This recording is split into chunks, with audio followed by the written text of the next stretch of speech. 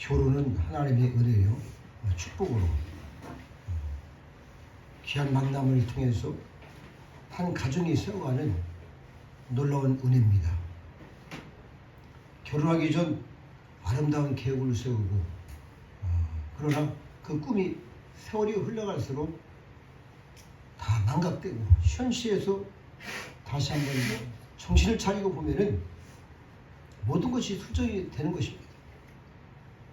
우리는 때로 나이가 들면 철이 나겠거니 하고 생각하지만은 나이가 들어도 철난 사람이 별로 없어요.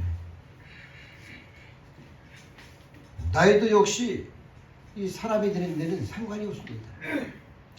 사람다운 사람이 된다는 것이 이렇게 어려운 것인데 바로 이것이야말로 중생의 역사요, 하나님만이 하실 일이어서 사람들이 교양이나 지식 같은 것으로 되는 것이 아님을 우리가 세월이 흘러갈수록 우리가 더 확실하게 느끼는 것입니다.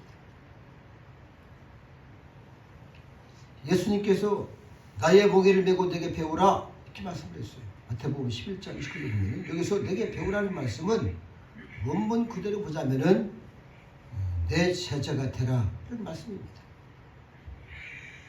내 말만 듣고 책상에 앉아서 공부하라는 이야기가 아닙니다. 나와 함께 자고 나와 함께 먹고 마시고 나와 함께 행하라는 것이죠. 그러면 너희 마음이 힘을 얻는다 이렇게 말씀을 했습니다. 자유한다는 말씀이죠. 또 예수님께서는 하늘에 계신 너희 아버지의 온전하신 것 같이 너희도 온전하라. 마태복음 5장 48절 이렇게 말씀을 합니다. 우리가 사람을 본받기도 어려운데 어찌 하늘 아버지처럼 온전하라고 말씀을 하셨는지 때로는 궁금도 하죠. 분명히 알아야 할 것은 인간의 이상의 기준은 하나님께 있는 것이지 사람에게 있는 것이 아닙니다. 그러니까 우리의 기준은 하나님께 있는 거예요. 하나님의 형상이 있습니다. 높은 차원이죠. 그래서 하나님 백성들은 수준 있는 삶을 살아가야 되는 것이죠. 왜냐하면 하나님을 닮아가는 삶을 살아야 되기 때문에 이 땅 사람들처럼 땅 보고 사는 것이 아니에요. 그래서 우리는 항상 신의 성품을 닮으라는 말씀인 것입니다. 이것이 온전하라 이런 뜻이죠. 그러니까 날마다 회개하면서 우리 주께서 원하시는 거룩한 성품을 닮아가야지 세상의 이 역사는 이런 마귀의 성품을 닮아가서는 안 될 것입니다. 오늘 본문에서도 우리 예수 그리스도의 마음을 우리가 읽을 수 있어요. 예수님께서는 세관 앉아서 세금을 받고 하는 마태를 제자로 부르셨습니다. 여러분들 세리는 우리가 잘 알죠. 유대인들로부터 세금 징수해서 로마 사람들한테 바치는 겁니다. 우리 예전에 일제시대 때 보면은 우리나라 세금을 누가 걷었어요? 우리나라 사람들이 걷어서 갖다 바치는 거예요. 그러니까 미국 사람들이 반민족주의자다 이렇게 하면서 세리를 죄인이라고 취급합니다. 그래서 이렇게 세리는 공개된 죄인이었어요. 그런데 이런 세리를 예수님께서 풀으셨습니다.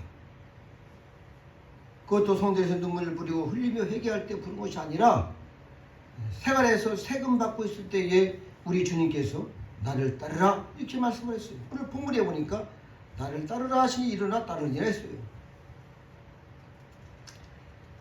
예수님께서 그럼 마태를 어떻게 보시고 이렇게 풀으셨습니까? 여러분, 일반 유명한 교수님의 제자가 되는 것도 엄청난 것인데 이 세상을 창조하신 전능하신 우리 주 예수 그리스도의 하나님의 놀라운 그 은혜를 받아서 예수님의 제자가 되는 거예요. 우리가 거룩한 것이 거룩한 중에 거룩한 것이 있고 속된 중에 속된 것이 있고 또 거룩한 중에 속된 것이 있고 속된 중에 거룩한 것이 있는 것입니다. 바리새인 제사장은 거룩한 것 같으나 내면적으로는 아주 속된 사람들입니다. 겉에는 아주 최소의 그런 근처의 실주도 드리는 아주 거룩하고 정확하게 사는 사람 같지만은 그러나 그 속에는 거룩한 것이 없는 거예요. 비록 마태는 죄인의 얼굴로 가장 속된 직업과 그런 환경에서 살고 있습니다. 주님은 그 중심을 주님이 보신 것입니다. 그리고 마태를 이끌어가는 것이죠. 12 제자의 한 사람으로 부르셨습니다. 여러분 얼마나 이것이 축복이고 영광이겠습니까? 이 사건으로 우리 주님은 예수님께서는 비난을 받으셨어요. 왜 하필이면 저런 사람을 제자로 두어서 죄인의 친구다 뭐 하여튼 엄청난 그러한 이 조롱과 그러한 비난을 받으셨습니다. 또 반면에 이렇게 엄청난 은혜 받았던 이 마태가 가만히 있을 수 있겠습니까? 그래서 예수님을 자기 집으로 초대를 한 거예요.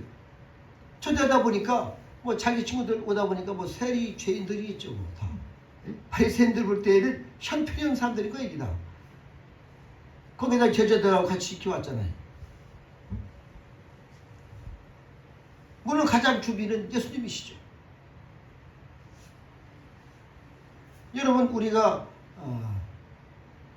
성경에 보면은 사랑받을 수 없는 사람인데 엄청난 사랑받은 사람이 막달레 마리아입니다. 그렇죠. 그는 이 세상에서 예수님 만나기 전에는 정말 더러운 직업을 가졌어요. 그러나 예수님께서 그녀를 긍휼히 여기셨고 그 막달레 마리아를 사랑하셨어요. 예수님께서 부활하신 다음에 그 거룩한 몸을 가장 먼저 보이신 사람이 누구예요? 아니 막달레 마리아입니다. 그래서 부활의 첫 증인이 막달라 마리아예요. 예수님께서는 그 중심을 보실 것입니다. 내기나 신분을 보시지 않습니다. 그 과거를 모르지도 않으십니다. 깨끗한 진실과 믿음, 막달라 마리아를 주님은 그것을 사랑하셨어요. 그런 걸 사랑하신 겁니다.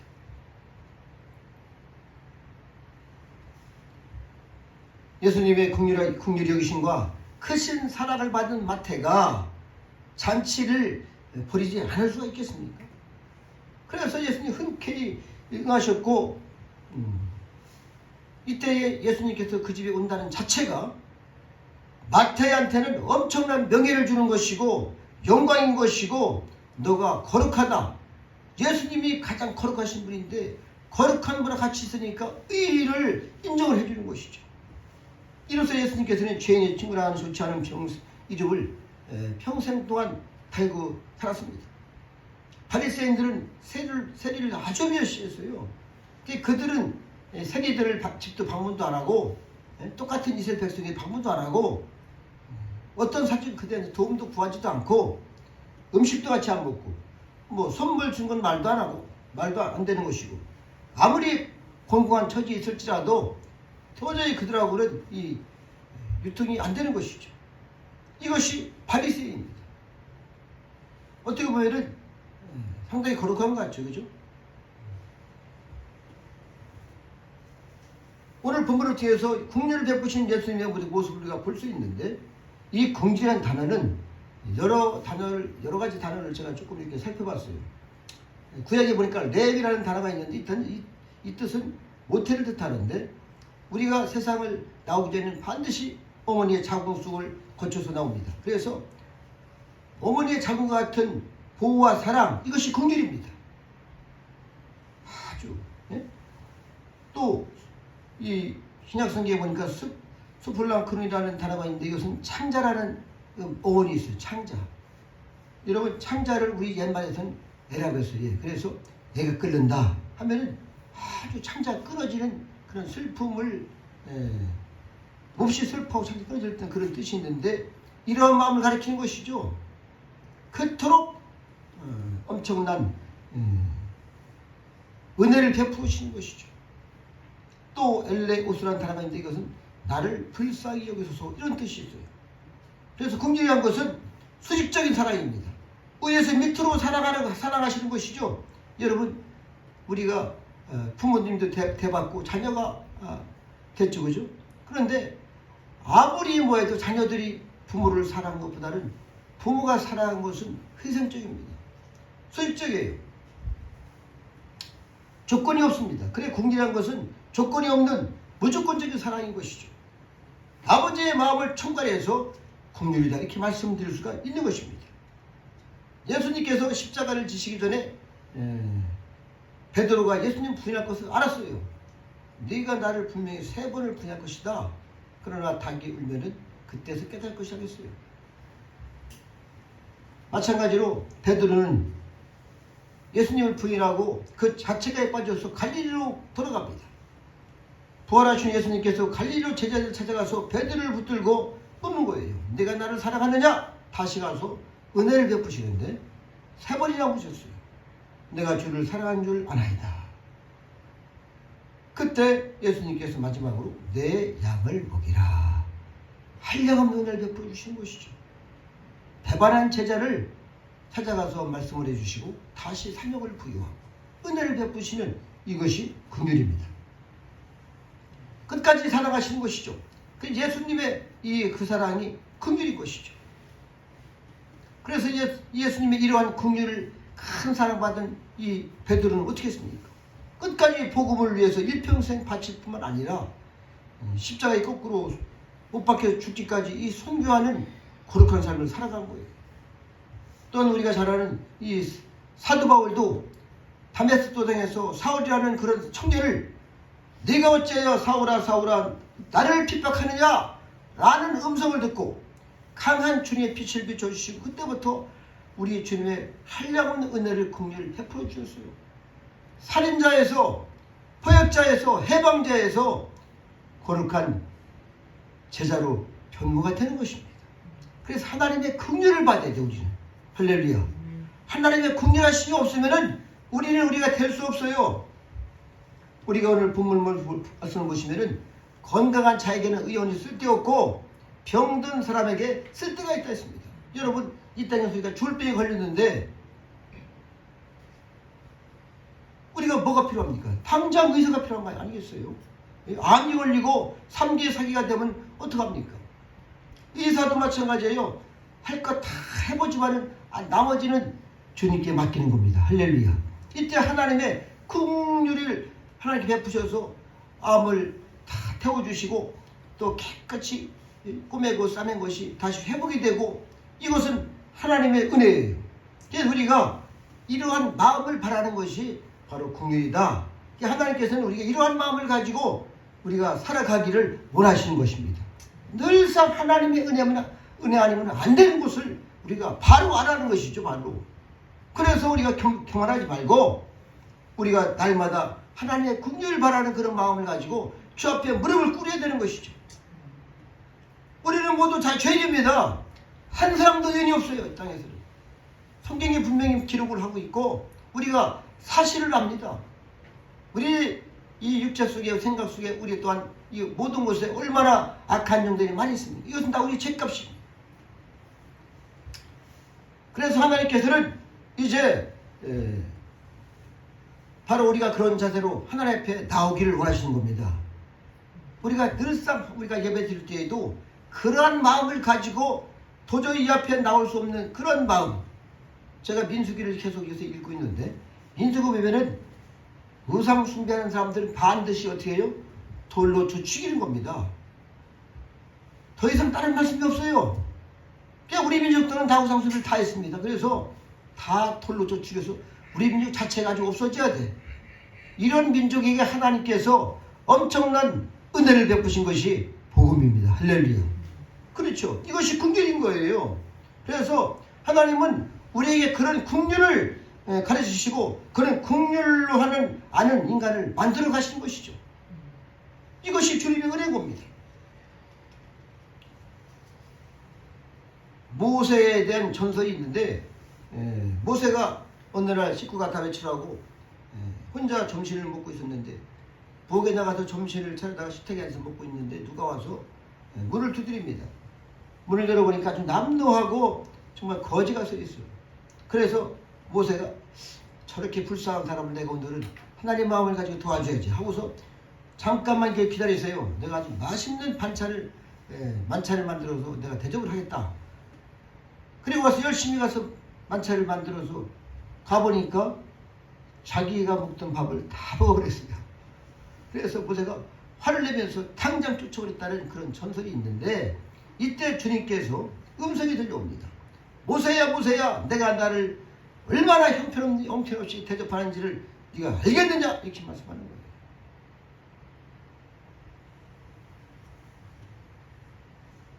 여러분, 우리는 얼마나 판단을 합니까? 우리가 얼마나 쟁론을 많이 합니까? 원망 불평을 많이 합니까? 남을 비평하고 판단하고 그렇죠. 걔는 어떻게 하나님 앞에 말할 하시는 권리라고 무슨 권리가 있겠습니까? 우리한테. 우리는 다만 주님께 요청하는 것은 긍휼을 바라는 것이죠. 오직 긍휼이 있을 뿐입니다. 그래서 긍휼을 구하는 마음, 긍휼을 베푸는 마음으로 우리가 살아가야 될 것입니다. 우리가 잘 아는 선한 사마리아의 비유를 우리가 말씀을 통해 보니까 강도를 만나서 이 옷을 다 뺏기고 매를 맞아 죽어가는 사람이 길에 쓰여져 있습니다. 그런데 마침 그때 한 제사장이 지나가는데 그냥 보고 이것저것 만지다가 내가 부정타니까 더러워서 피해가고 레인도 피해가고, 그러나 마지막에 누가 갔어요?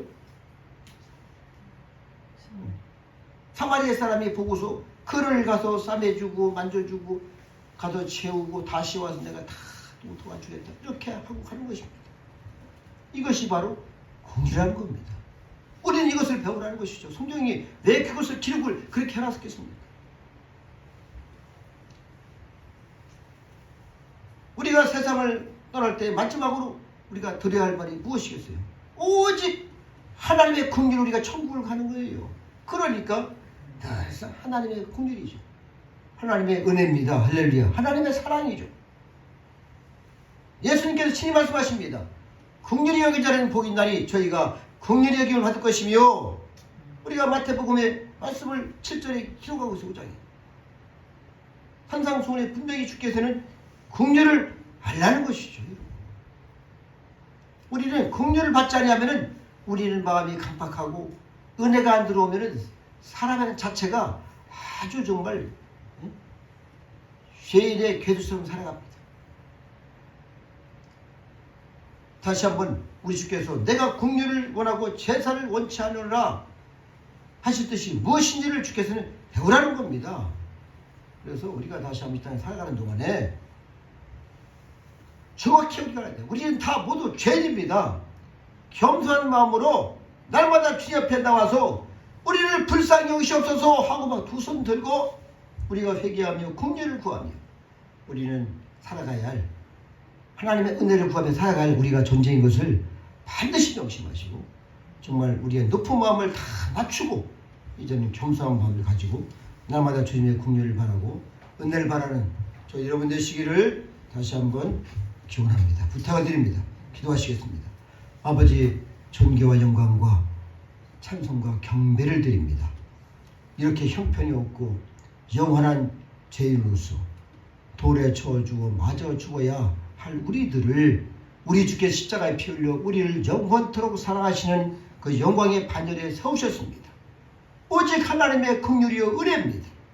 아버지, 다시 한번 놀라운 그 은혜의 큰 은혜를 깨닫고 이제 우리가 그러한 마음을 가지고 주님을 기다리고 긍휼을 구하고 오직 겸손한 마음을 가지고 우리의 모든 죄성은 낱낱이 회개하며 날마다 승리하는 거룩한 종들 백성들 다 되게 하옵소서.